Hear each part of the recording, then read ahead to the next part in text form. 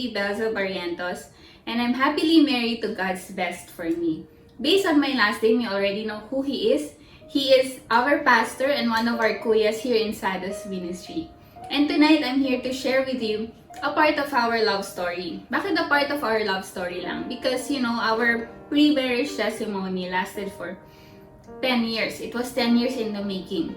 But to summarize it, we had 3 breakups. And those breakups weren't the simple kinds of breakups. It lasted for 2 years, 1.5 years, and even 3 years. And we really tried to ignore and avoid each other. Pero, if you're wondering bakit lagi kami nagbabalikan ni Kuya RZ nyo, it's because we know and we believe that both of us are God's best for each other. And our third relationship seemed like it was the best time for us. We were both at the right age, we were both working, and we were in the ministry.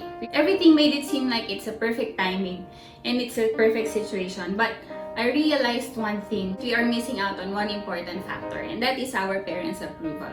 It's not that they didn't really approve of us. It's just that nung nagpapaalam kami sa kanila, hindi talaga kami, or ako personally, hindi ako nagpaalam technically.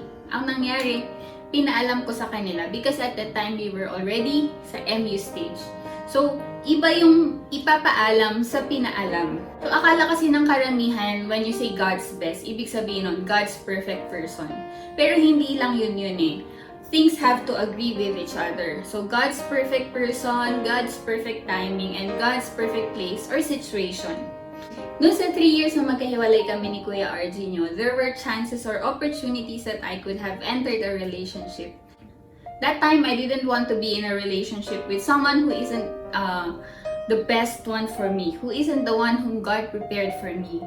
That's why I disciplined myself and really decided to preserve myself for God's best.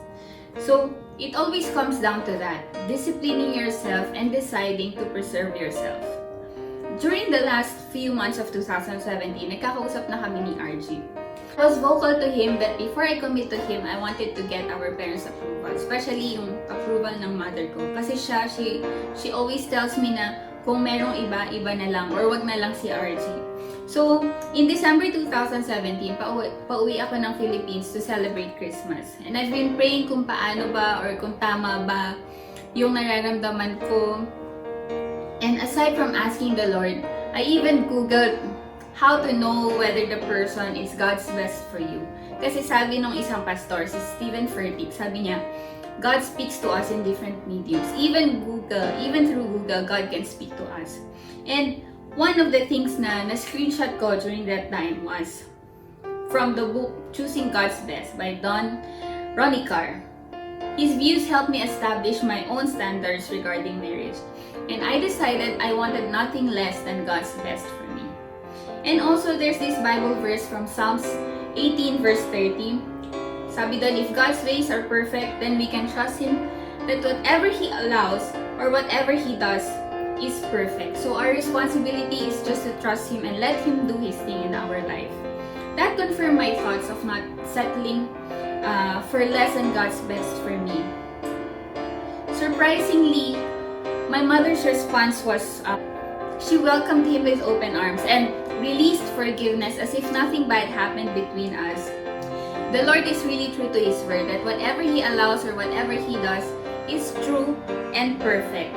So now, RJ and I are happily married and we will be celebrating our second wedding anniversary together with our baby, Teyalaya. So with that, I want to conclude that God's best isn't just the best person for you. It comes down to 3 things: God's best person, God's best timing, and God's best situation. So, sa mga kabataan, I want to encourage you to really wait for God's perfect timing and not to settle with anything that's less than God's best. Thank you!